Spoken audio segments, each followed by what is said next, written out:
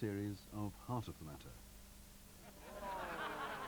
Fingers are drifted apart now, your fingers are drifting apart now, and drop your arms down by the sides of your body as you drift into the most beautiful sleep you could ever imagine, where my voice is the only voice you can hear.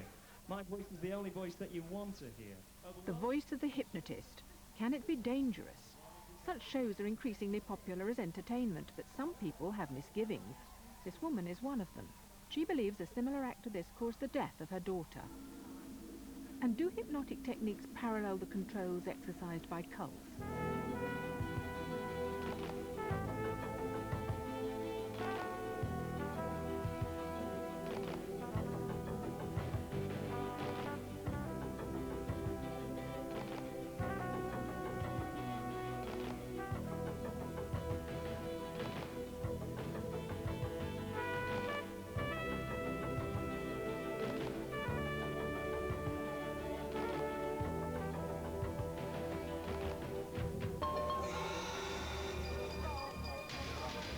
Tonight, you will witness the ultimate journey into the deepest reaches of your subconscious mind. Ladies and gentlemen, please welcome the master of hypnosis, Mr. Alan Bates.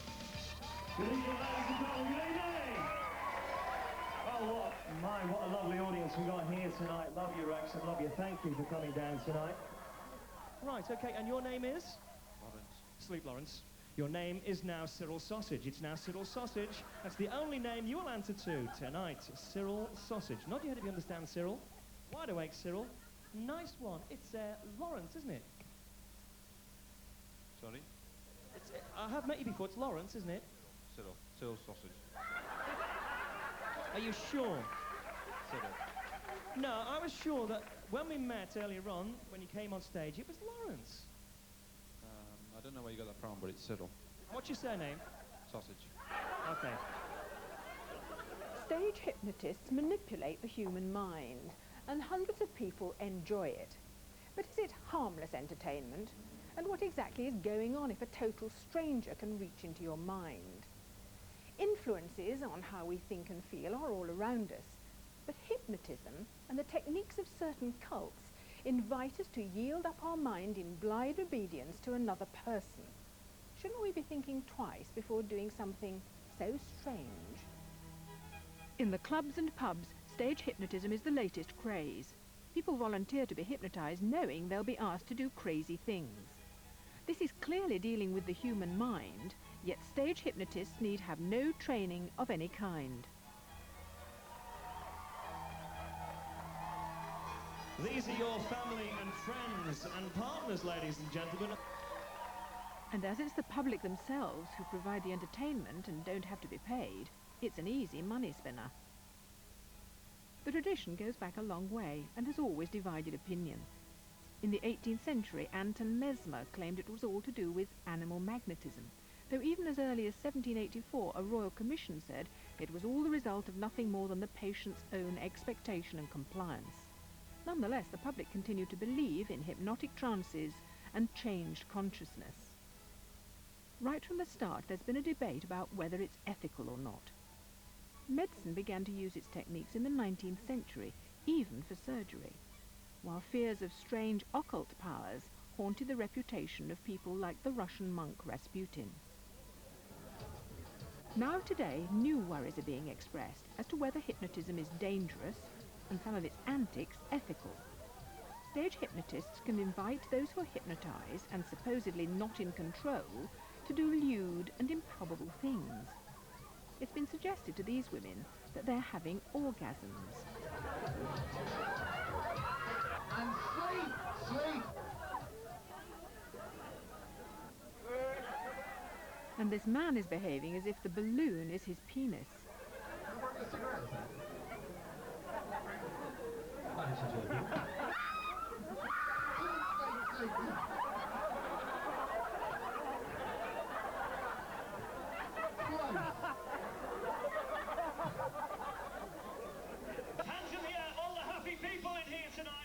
But is even this less salacious version fair to people if they can't know or control what they're doing?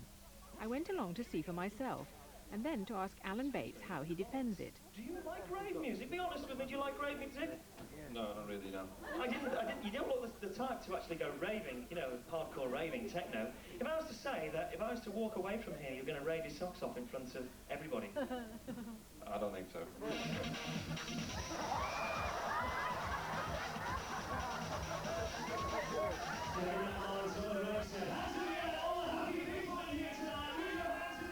We laugh with them, not at them. You can't be hypnotised against your will. You can't be hypnotised if you do not want to be hypnotised, and you can't be hypnotised without you knowing it. We ask for willing volunteers, people who are willing to come on stage and enjoy the experience, because it is an experience. Oh, he's an eager beaver.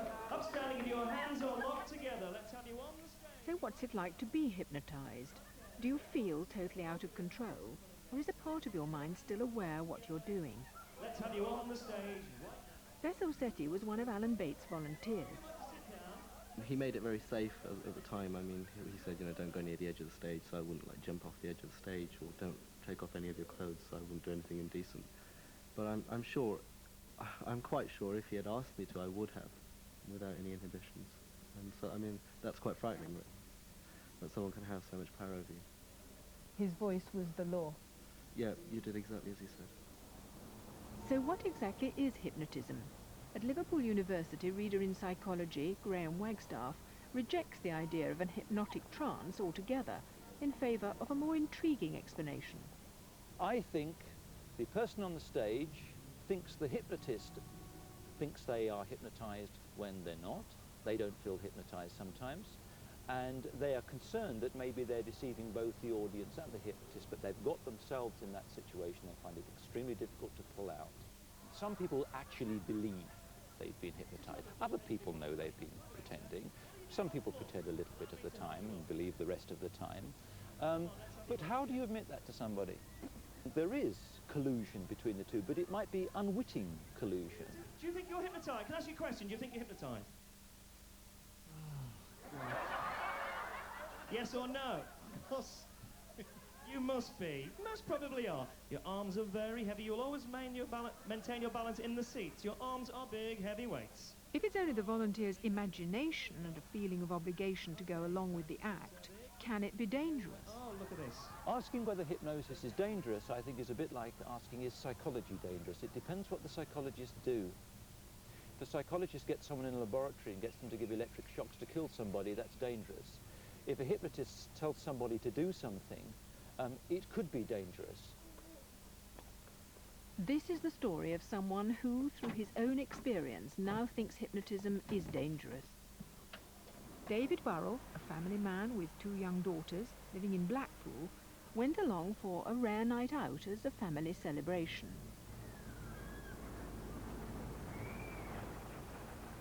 His memories of the actual experience are hazy, but certain events he recalls with clarity. I went up and apparently I did a pretend ballerina act. Halfway through the ballerina act, I sat down on the stage holding my head. Alan Bates came over to me, asked me if I felt all right. Apparently I said, no, I feel rough. He sent me back to my seat. And after a while, I stood up, asked my brother-in-law for the keys to go and get some fresh air, and just collapsed on the floor. And my family dragged me to the dance floor. The bouncer thought there was a fight going on. He went over and kicked me in the head. Then after that, apparently I went berserk. I punched my brother-in-law, kicked the general manager. I was carried backstage where I punched Alan Bates. What did your family say to you about what you've been doing? My wife, she buggered off. I mean, she just disappeared. I didn't see her until I was getting into a taxi to go home. She was terrified. Apparently she was scared because of the way I was, the way I looked.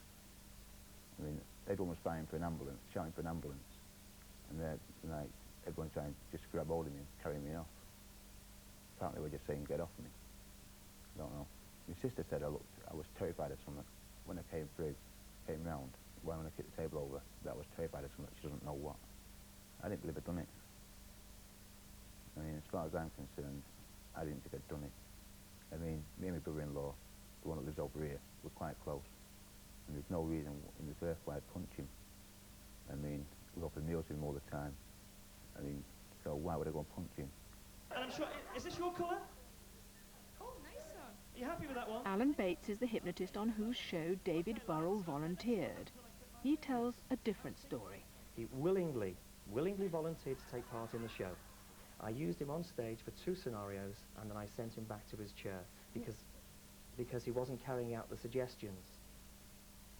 So when I sent him back to his chair, that was the end of it. I cancelled the suggestions, which is very, very important. I always cancel the suggestions. Now, this incident was not related to hypnosis. It was not related because he said it, well, he did go berserk. But the reason why he went berserk, because there was an incident, there was a fight. I'm not too sure who started the fight, but I know for a fact he got kicked at least 3 times hard in the head. He had bruises on his head. 3 times, I know that for sure. Now, wouldn't you, well, maybe not you, but I know a lot of people, you know, who are going to be watching this show, if someone was kicked 3 times in the head, I think I would go berserk. And that's what it was related to. It was not related to hypnosis. I would like your viewers to form their own, look at David Burrell, look at me, and form your own opinions. There's an increasing number of people who believe that there's more to stage hypnotism than simply a good night's entertainment, and it's not at all a laughing matter.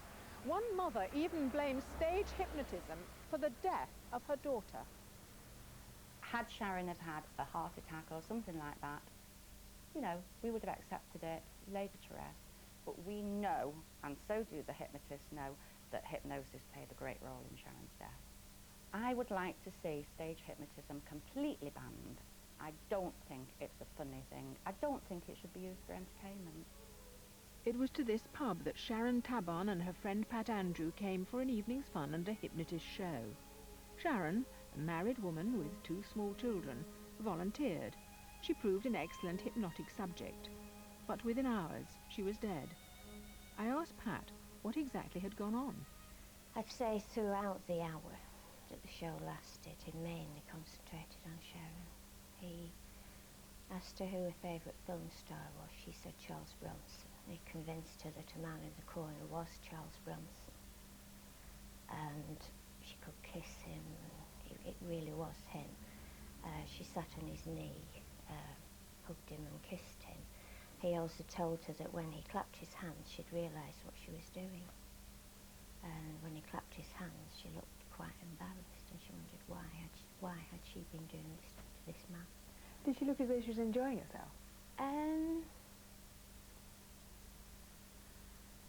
It's difficult to say, really, because in a way it wasn't like actually watching Sharon, it was like watching someone else. How did he bring Sharon out of this so-called hypnotic trance? He said that he'd count to 3. When he counted to 3 and clapped his hands, they'd all wake up. But just before he clapped his hands, there'd be 10,000 volts on the seat of the chair, and it would hurt. So he counted to 3 just before he clapped his hands. In that split second, everyone jumped up as if, you know, they had had an electric shock. And he clapped his hands, and they just sort of looked around, you know, wondering what had happened. Did Sharon respond very strongly at that point? Yeah. As though she was frightened? As if, yeah, she was in pain, shocked. After the show, Pat and Sharon stayed together overnight. In the morning, Pat found her dead. She looked as if she were asleep, because I kept telling her to wake up. How were you able to tell Margaret what had happened? I'd been worrying about how Margaret was going to be told, and she rang up and asked to speak to Sharon. When Pat answered the phone, it just didn't register. It really did not register. And I said, "Can I speak to Sharon?" sort of thing, and Pat said, "You can't, she's dead." At what point did you begin to think, what had caused this? There wasn't one point. It was a long time before we actually decided that the explanation had something to do with hypnosis. The death of Sharon had quite a bit to do with hypnosis. Sharon's never been hypnotised in her life before, neither of us, any of us. And we just automatically pinpointed it down to that because there was no other foreseeable explanation whatsoever at that time. There had to be an inquest. They had to be an inquest, they did, yes.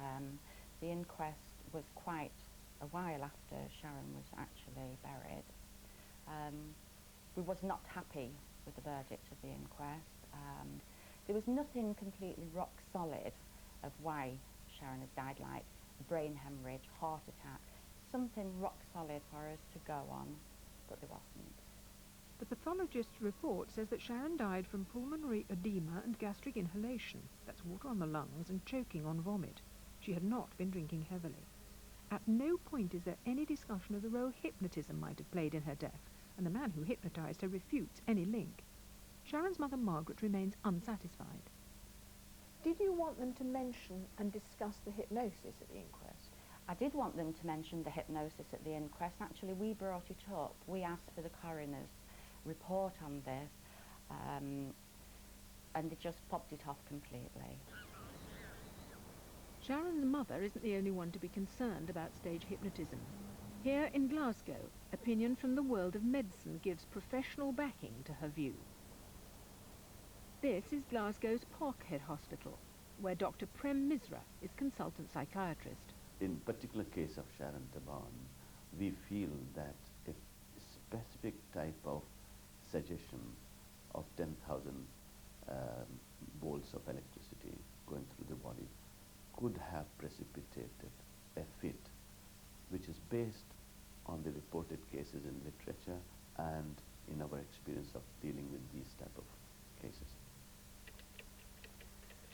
But Sharon Taban's isn't an isolated case. Dr. Misra, as a psychiatrist, has over the years treated a number of patients whom he believes have been traumatized by such shows. For example, one young man kept eating Spanish onions. He was made to think as if they were golden delicious apples, and it took many months for that person to be treated with appropriate psychiatric treatment. And the other young man would start to do striptease whenever somebody clapped their hands. Dr. Misra doesn't condemn hypnosis. Indeed, he uses it himself in his work as a psychiatrist. But he, like many medical people, thinks it should only be used within strict clinical controls. A person who is referred has to be assessed properly whether the hypnotherapy would be suitable for that person or not. And it takes at least about an hour or more for a trained consultant psychiatrist to assess that. Sharon's body showed she could have suffered a fit, but she'd never had one before. Could hypnotism have triggered it? I think that if she were put in a situation which was quite anxiety-provoking, in other words, going through this procedure, having volunteered, I know, but maybe feeling a little unwilling at the end, possibly being suggestible, believing she'd been hypnotized, if she were then given a suggestion that 10,000 volts were passing through her, and she vividly imagined that, that could shake her up. As through her imagination, which I wouldn't say it's like having 10,000 volts put through you, but this whole thing could shake her up. Should there be controls? I think there should be controls on what hypnotists do. For example, I came across a case where someone had been hypnotized and told that she was going to die, which is quite extraordinary. If she believed she were hypnotized, maybe she would believe she was going to die, and that made her extremely upset. In fact, an Act of Parliament and guidelines do set limits on performances before licenses can be granted. There must be no regression to childhood, no making people's bodies go rigid to support weight, no one under 18 hypnotized. There's nothing about mind control, but then is it mind control or merely suggestion? What we're talking about are ordinary psychological phenomena. They occur when the salesperson comes to your door and comes through your door, and once he's got his or her foot in the door, you have the start of the process, just as the person gets up on the stage. Once the eyes have closed, you're on the road there. You've committed yourself. With this illusion of choice, you've committed yourself, and then it's more, as you go on, it's more and more difficult to get out of the situation. I'm surprised we ever get through life at all, making all the choices we have to make. Well, we spend millions of pounds every year putting people on assertiveness courses to train them to say, no, I'm not going to do this. So if hypnosis isn't some mysterious power taking you over, but your own imagination being persuaded to let go, what kind of things will you be willing to go along with? I'm sure I got up to some really embarrassing things, like eating an onion when I thought it was an apple, and getting married to a man, which was rather strange, and dancing around on the stage and being a ballerina. But you want to please him more than anything else, in a way. You just do it. Maybe I knew in the back of my mind that this was a show, and you just did, as he said, because you wanted to do it for him. It's just gone sub-zero, it's icy cold. And when I clip my fingers, you will open your eyes and you're going to cuddle the nearest person to you. Here is a social situation which enables you to be absolutely ridiculous, absolutely stupid, absolutely sexy or whatever, and you have an excuse. In fact, afterwards you can say you can't remember anything about it if you want.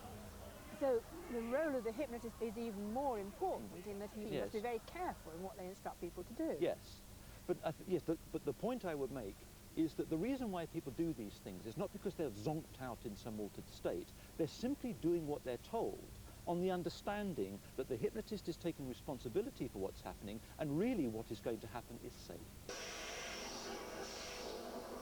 How can the hypnotist judge what is safe? And if any of these volunteers are really scared, do they have the choice of pulling out whilst under the power of hypnotism?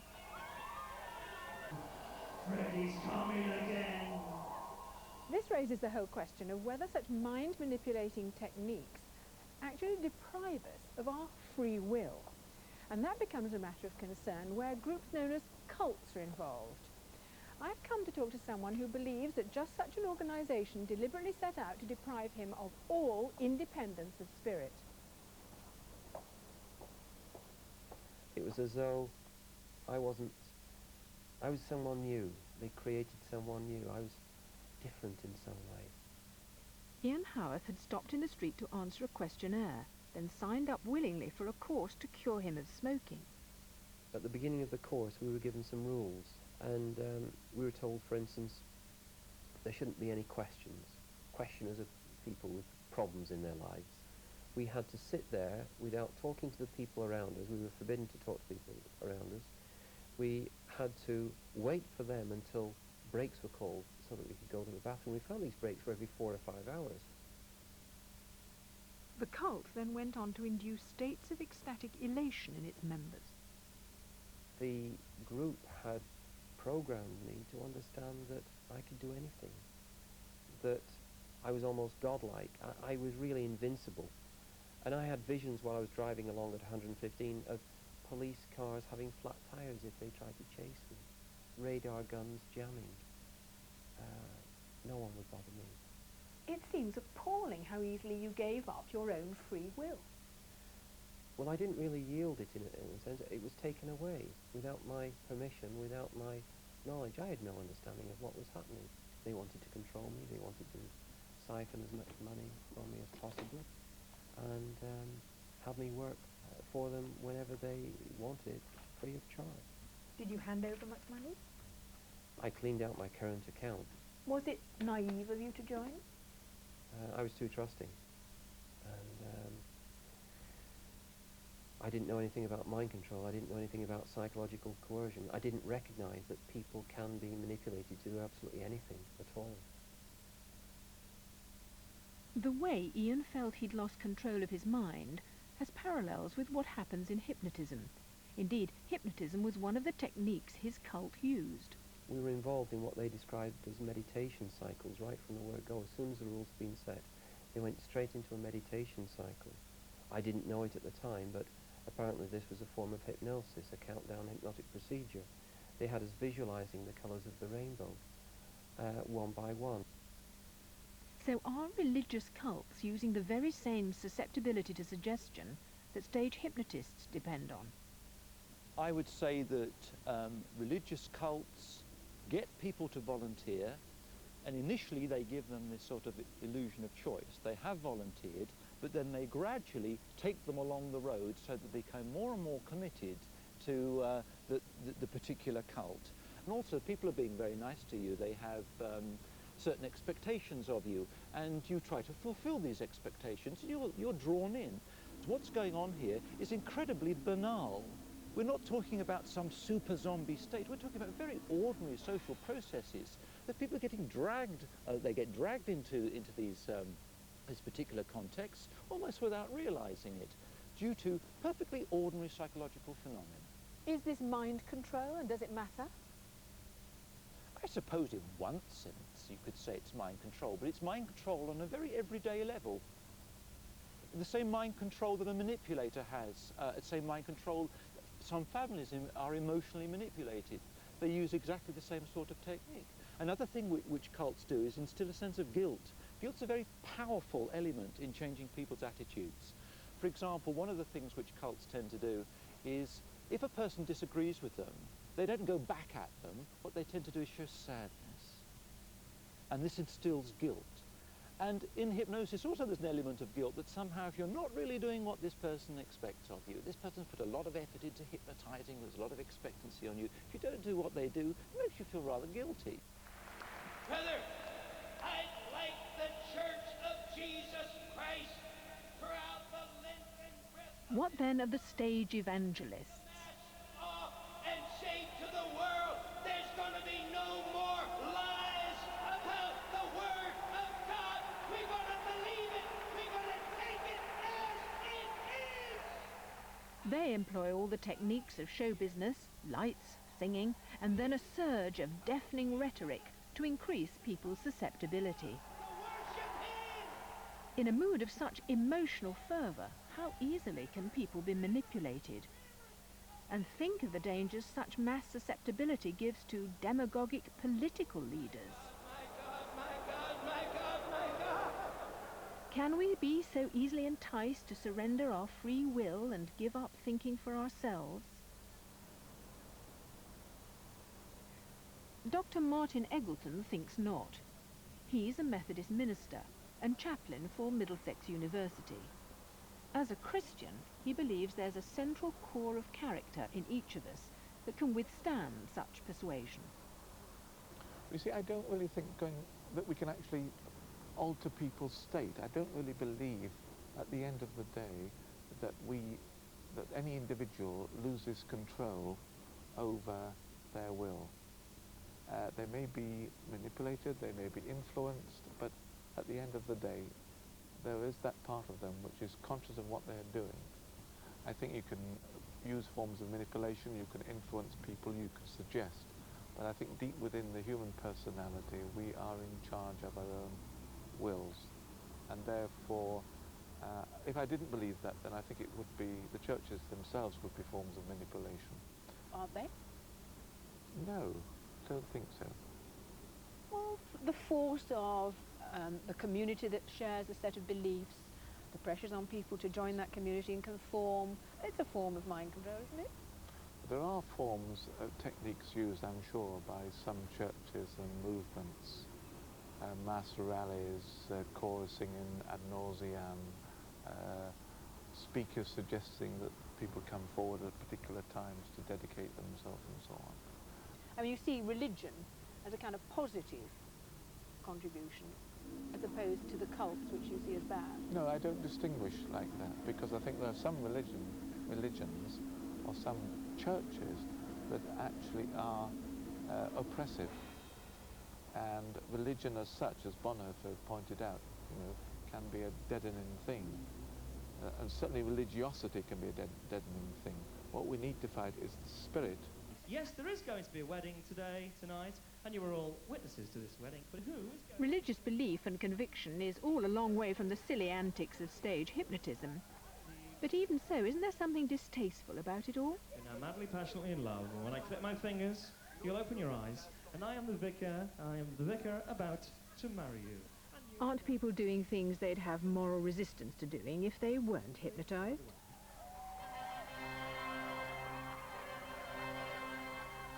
It's all about respecting the individual and having a lot of fun, but knowing where to draw the line, what barriers to stop at. Now, some people who have no morals at all, some hypnotists who have no morals at all, will overstep these boundaries, and that's what's causing some problems for our profession. I now pronounce you husband and husband, and you may now kiss your husbands.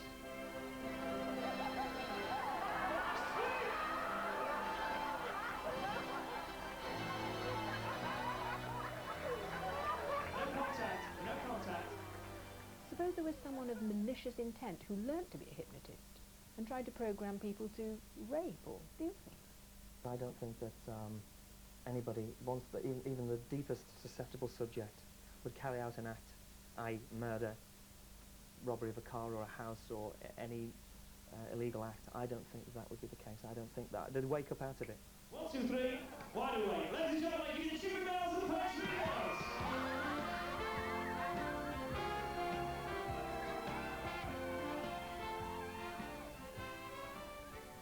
Hypnotists say you cannot get anybody to do anything against their personal values.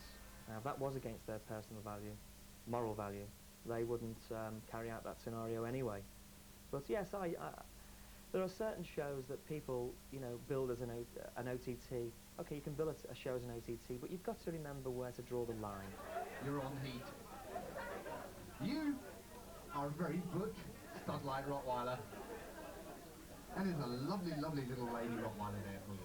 There's now a pressure group urging controls on stage hypnotism, and indeed such performances are banned outright in a number of countries. Do we need protecting in that way, or can we make up our own minds about our minds? And sleep. Thank you. Look forward to seeing you all again soon. Good night.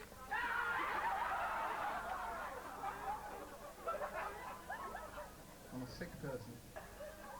You know, I find that the majority of an audience do want to see something a little bit more explicit, because, you know, the old sketches, it's too much old hat to a certain degree, and they want the modern generation.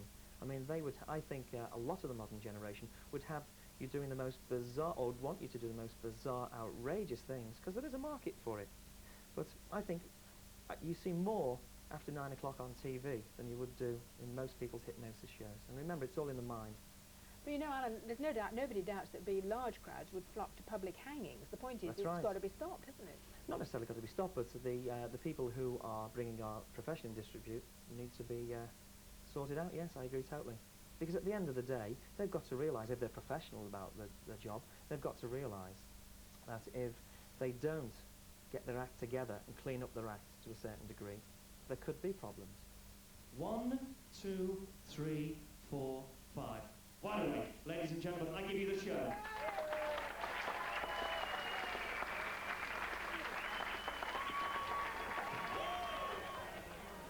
Clearly, there's a lot of fun to be had from stage hypnotism, and that has to be weighed against the risks involved.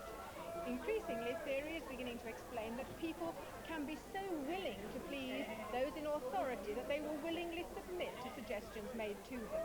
The setting could be stage hypnotism, it could be cult. But we should be under no illusion that in tampering with the further reaches of the human mind, we are venturing into still unknown territory.